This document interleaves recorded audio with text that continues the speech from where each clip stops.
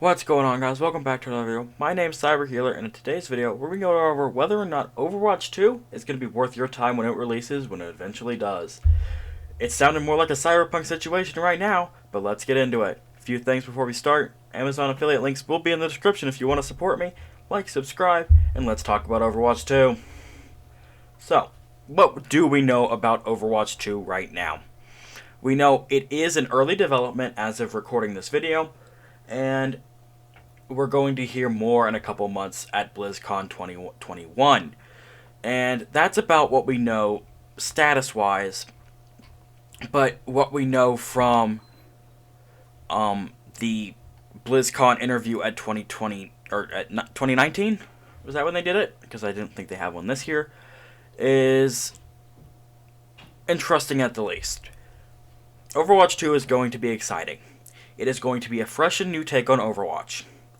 I am a huge fan of Overwatch, and I really enjoyed what they did, and I've played it for a long time, and it was really one of my favorite games until they kind of stopped caring. But it's in a good spot right now, I will openly admit that. But it kind of killed itself. But let's just talk about a few things and see where I kind of stand at Overwatch 2 and how it will stack up. We know that there's going to be a PvP mission side and a story hero. That's kind of a PvP story side, kind of like the Archives events and stuff like they do now with that event, but just constantly. We don't know if you're going to have to pay for these or it's going to be built in. None of that's really known yet, which is not great, but we can live with it. And there's still going to be PvE and the story mission, or PvP by itself with a new game mode called Push. We do know that that is a thing, and I will flash a map of the new Push game mode up on screen right now. So, and in the story mission, which is really what they're kind of focusing on, is there are skill trees that as you play with one character, you unlock more skills and it will help you progress. There's chests in out the game that after you beat bosses, you'll get more power-ups, heals, concussives, stuff like that, that'll help you along your mission. There's hopefully going to be replayability in Overwatch 2, and maybe make the different enemies or different power-ups and stuff like that that'll make the game harder or easier depending on how you want to play. There may not even be loot boxes in Overwatch 2, which is something I think we can all be happy about, but they might turn to a Battle Pass-like system, which is not great. So, what does that mean for Overwatch? Well, which means they did it for Fortnite, but you would probably have to pay $10 or whatever amount of money, and you would get 100 tiers, and you'd have to work through your tiers in order to unlock all the stuff.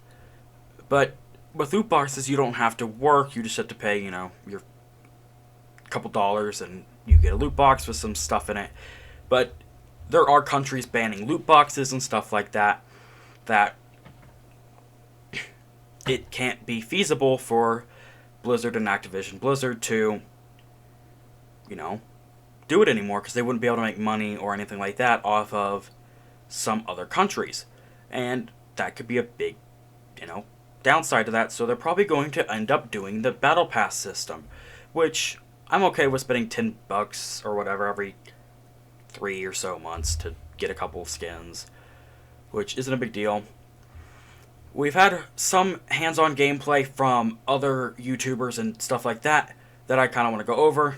I'm not going to show you any of that because I don't want copyright claimed, but from what I've heard, it's been a very good and clean game.